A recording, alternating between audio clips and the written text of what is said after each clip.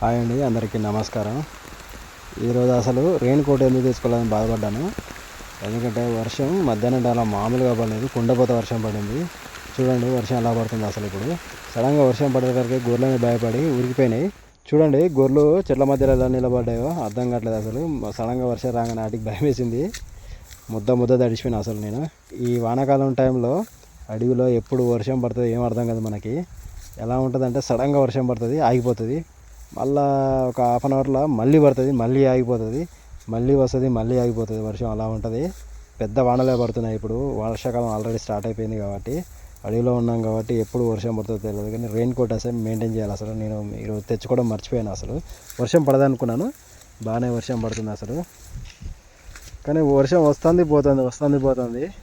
తడుస్తూనే ఉన్నాయి గొర్రెలు మొత్తం. అసలు ఈరోజు సరిగా మేయలేదు గొర్రెలు అసలు. ఎందుకంటే సాయంత్రం దాకా వర్షం పడుతూనే ఉంది. నా వీడియో కనుక మీకు నచ్చినట్లయితే లైక్, షేర్, సబ్స్క్రైబ్ చేయండి ఫ్రెండ్స్. Thank you.